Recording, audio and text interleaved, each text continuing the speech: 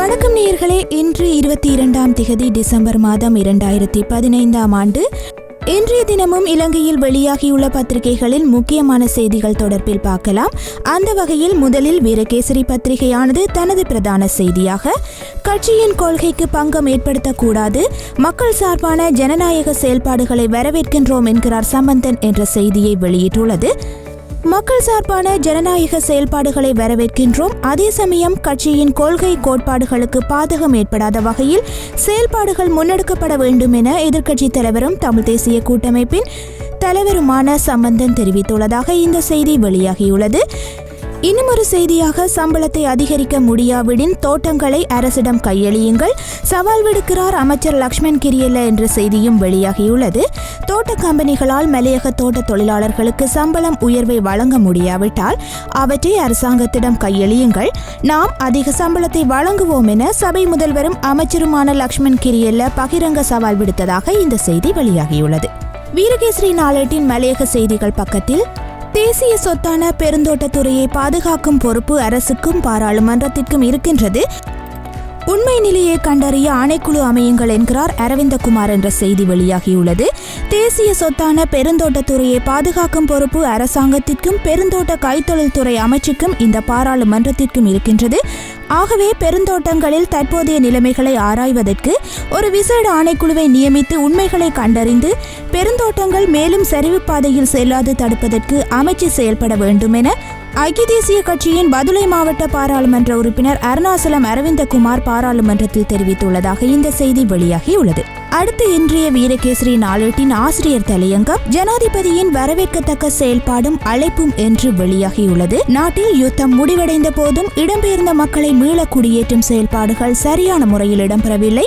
இறுதி யுத்தத்தின் போது அதற்கு முன்னரும் தமது சொந்த இடங்களில் இருந்து இடம்பெயர்ந்த மக்கள் உரிய முறையில் மீள்குடியேற்றப்படவில்லை. பலர் அவர்களது சொந்த இடங்களை விட்டு வேறு இடங்களில் மீள்குடியேற்றப்பட்டனர் என இந்த ஆசிரியர் தலையங்க கட்டுரை வெளியாகியுள்ளது. அடுத்து தினக்குரல் பத்திரிகையில் தென்கிழக்கு பல்கலைக்கழக பொறியியல் மாணவர்கள் ஆர்ப்பாட்டம் என்ற செய்தி புகைப்படத்துடன் வெளியாகியுள்ளது. தமது கோரிக்கைகளுக்கு தீர்வு காணுமாறு பல்கலைக்கழக மானியங்கள் ஆணைக்குழுவை வலியுறுத்தி தென்கிழக்கு பல்கலைக்கழக பொறியியல் பீட மாணவர்களினால் நேற்று திங்கட்கிழமை கொழும்பில் வீதி மறியல் போராட்டம் ஒன்று முன்னெடுக்கப்பட்டதாக இந்த செய்தி வெளியாகியுள்ளது. இன்னும் ஒரு செய்தியாக போகம்பர சிறை அல்லது மத்தள விமான நிலையத்தில் பொறியியல் பீடத்தை நடத்துங்கள், தென்கிழக்கு பொறியியல் மாணவர்கள் கோரிக்கை என்ற செய்தியை காணக்கூடியதாக உள்ளது. தென்கிழக்கு பல்கலைக்கழகத்தில் பொறியியல் பீடத்தில் அந்த கற்கை நெறிக்கான அடிப்படை வசதிகள் எதுவும் இன்றியே பொறியியல் பீடம் இயங்கி வருவதாகவும் இதனால் வசதிகள் உள்ள இடத்திற்கு அந்த பீடத்தை உடனடியாக மாற்ற நடவடிக்கை எடுக்குமாறும் பல்கலைக்கழக மானியங்கள் ஆணைக்குழுவுக்கு கோரிக்கை விடுத்துள்ள அந்த பல்கலைக்கழகத்தின் பொறியியல் பீட மாணவர் சங்கத்தினர்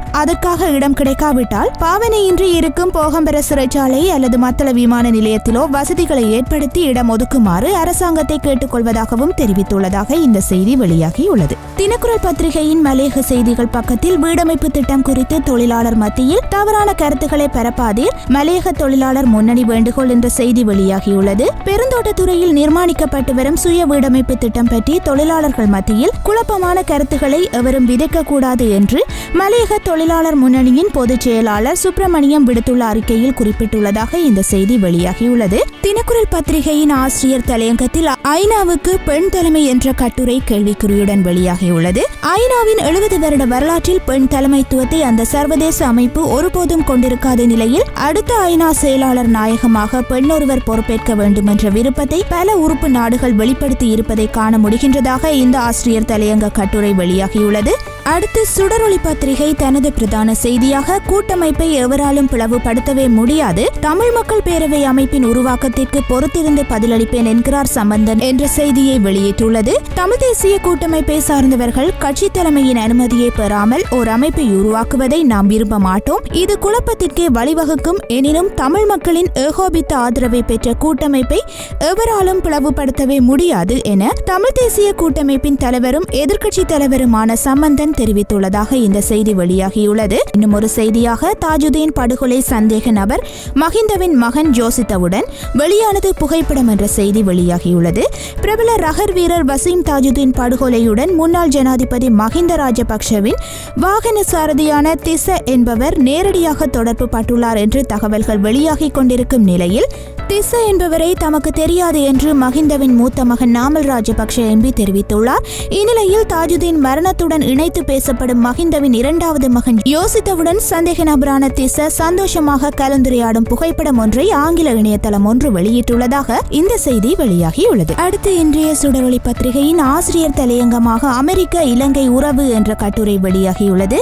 அமெரிக்காவின் தெற்கு மற்றும் மத்திய ஆசிய விவகாரங்களுக்கான உதவி ராஜாங்க செயலாளர் நிஷா பிஸ்வால் இலங்கை வந்துள்ளார். அவரது விஜயம் தனிப்பட்ட விஜயம் என்று கூறப்பட்டாலும் அமெரிக்க ஜனாதிபதி பராக் ஒபாமாவின் விசேட செய்தியொன்றை இலங்கை அரசு தலைவர்களுக்கு அவர் எடுத்து வந்துள்ளார் என்று தகவல்கள் தெரிவிக்கின்றதாக இந்த ஆசிரியர் தலையங்க கட்டுரை ஆரம்பித்துள்ளது. அடுத்து இன்றைய பத்திரிகைகளில் வெளியாகியுள்ள இந்திய செய்திகளில் டெல்லி மருத்துவ மாணவி நிர்பயா பலாத்கார வழக்கில் இளம் குற்றவாளிக்கு விதிக்கப்பட்ட 3 ஆண்டு தண்டனை முடிவடைந்ததை அடுத்து நேற்று முன்தினம் அவர் விடுதலை செய்யப்பட்டது தொடர்பான செய்தியில் கவனம் செலுத்தப்பட்டுள்ளது. அந்த வகையில் வீரகேசரி நாளேட்டில் இறுதி மூச்சு வரை நீதிக்காக போராடுவேன், குற்றவாளி விடுதலையை எதிர்த்த நிர்பயாவின் பெற்றோர் கைது என்ற செய்தி வெளியாகியுள்ளது. சட்டமே குற்றவாளியை பாதுகாக்கின்றது, ஆனால் என் மகளின் உயிரை குடித்த குற்றவாளி தப்பிக்காமல் இருக்க நான் எனது இறுதி மூச்சு வரை பாடுபடுவேன் என்று நிர்பயாவின் தாயார் ஆஷா தேவி தெரிவித்துள்ளார். இவ்வாறு குற்றவாளியின் விடுதலைக்கு எதிர்ப்பு தெரிவித்து டெல்லி ராஜ்பாத்தில் பல்வேறு அமைப்பினருடன் பொதுமக்களுடன் இணைந்து நிர்பயாவின் பெற்றோர் போராட்டத்தில் ஈடுபட்ட போது அவர்களை டெல்லி போலீசார் கைது செய்ததாக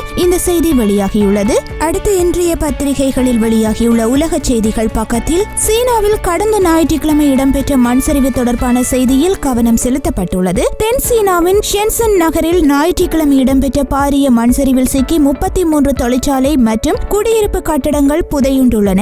மேற்படி மண் சரிவு இடிபாடுகளின் கீழிருந்து 7 பேர் சிறுகாயங்களுடன் மீட்கப்பட்டுள்ளனர். அதே சமயம் 91 பேர் காணாமல் போயுள்ளதாக இந்த செய்தி வெளியாகியுள்ளது. அடுத்து ஆங்கில பத்திரிகையான டெய்லி மிரர் பத்திரிகை தனது பிரதான செய்தியாக அரச மருத்துவ அதிகாரிகள் சங்கம் 2 வார கால அவகாசம் என்ற செய்தியை வெளியிட்டுள்ளது. 2016 ஆண்டு வரவு செலவு திட்டத்தில் அரச ஊழியர்களுக்கு பாதிப்பான விடயம் தொடர்பான கோரிக்கைகளுக்கு தீர்வு காண்பதற்கு அரசாங்கத்துக்கு 2 வார கால அவகாசம் வழங்குவதாக அரச வைத்திய அதிகாரிகள் சங்கம் தெரிவித்துள்ளதாகவும் 2 வாரத்தில் தீர்வு இல்லையேல் எதிர்வரும் ஜனவரி மாதம் முதல் கிழமை முதல் நாடு தழுவிய போராட்டம் நடைபெறும் என எச்சரிக்கை விடுத்துள்ளதாகவும் இந்த செய்தி வெளியாகியுள்ளது. அடுத்து சிங்கள பத்திரிகையான லங்காதீப பத்திரிகையும் தனது பிரதான செய்தியாக இதே செய்தியை வெளியிட்டுள்ளது. லங்காதீப பத்திரிகையின் மற்றும் ஒரு செய்தியாக உள்ளூராட்சி மற்றும் மாகாண ராஜாங்க அமைச்சராக பிரியங்கரவும் புத்த சாசன பிரதி அமைச்சராக துஷ்மந்தவும் பதவி பிரமாணம் என்ற செய்தி வெளியாகியுள்ளது. உள்ளூராட்சி மற்றும் மாகாண ராஜாங்க அமைச்சராக பிரியங்கரவும் புத்த சாசன பிரதி அமைச்சராக துஷ்மந்தவும் ஜனாதிபதியின் முன்னிலையில் சத்திய பிரமாணம் செய்து கொண்டதாக இந்த செய்தி வெளியாகியுள்ளது. அடுத்து இன்றைய வலம்புரி பத்திரிகையின் பிரதான தலைப்புச் செய்தியாக முகாம்களில் உள்ள மக்களின் உணர்வை புரிந்த ஜனாதிபதி வடக்கு மாகாண சபையில் நன்றி தெரிவிப்பு என்ற செய்தி வெளியாகியுள்ளது. வலிவடக்கில் இருந்து இடம்பெயர்ந்து முகாம்களில் தாங்கியுள்ள மக்களின் உணர்வுகளை புரிந்து கொண்டமைக்காக ஜனாதிபதி மைத்ரிபால சிறிசேனவுக்கு வடமாகாண சபை அவைத்தலைவர் CVK சிவஞானம் நன்றி தெரிவித்துள்ளதாக இந்த செய்தி வெளியாகியுள்ளது. அடுத்து இன்றைய உதயன் பத்திரிகையில் 27 அரசியல் கைதிகளின் மறியல் மீண்டும் நீடிப்பு என்ற செய்தி வெளியாகியுள்ளது. பயங்கரவாத தடை சட்டத்தின் கீழ் விளக்கமறியலில் வைக்கப்பட்டுள்ள அரசியல் கைதிகளில் 27 பேரின் தடை உத்தரவு மீண்டும் நீடிக்கப்பட்டுள்ளது. அரசியல் கைதிகளை கொழும்பு புதுக்கடை பிரதம நீதிவான் நீதிமன்றில் நேற்று முன்னிலைப்படுத்தியதை அடுத்து அவர்களை எதிர்வரும் ஜனவரி 4ஆம் திகதி வரை தொடர்ந்தும் விளக்கமறியலில் வைக்குமாறு உத்தரவு பிறப்பிக்கப்பட்டுள்ளதாக இந்த செய்தி வெளியாகியுள்ளது.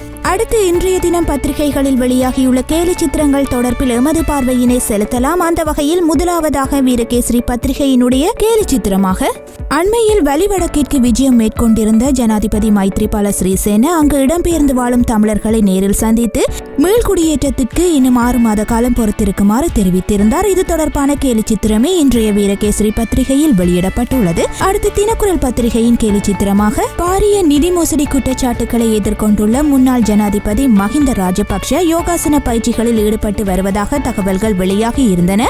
அவர் தலைகீழாக நின்றாவது தன் மீதான குற்றச்சாட்டுகளை தூக்கி வீசி வீசிவிடுவார் என்பது போன்ற கேலி சித்திரம் வெளியாகியுள்ளது. அடுத்து சுடரொளி பத்திரிகையின் கேலி சித்திரமாக அரசாங்கம் முன்வைத்துள்ள கிராமராட்சிய திட்டத்திற்கு தமிழ் தேசிய கூட்டமைப்பு எதிர்ப்பு தெரிவித்துள்ளது போன்ற கேலி சித்திரம் பிரசுரிக்கப்பட்டுள்ளது. இந்த கேலி சித்திரத்தில் பிரதமர் ரணில் விக்ரமசிங்கவை பார்த்து மாவை சேனாதிராஜா எம்பி நாட்டாம தீர்ப்ப மாத்து என்று தெரிவிப்பது போன்று இந்த கேலி சித்திரம் வரையப்பட்டுள்ளது. இதுவரை இலங்கையிலிருந்து வெளியான பத்திரிகைகள் மற்றும் பிராந்திய பத்திரிகைகளின் முக்கிய செய்திகளை பார்த்திருந்தோம். மீண்டும் ஒரு நாளேடுகளில் நமது பார்வையூடாக சந்திப்போம். நன்றி, வணக்கம்.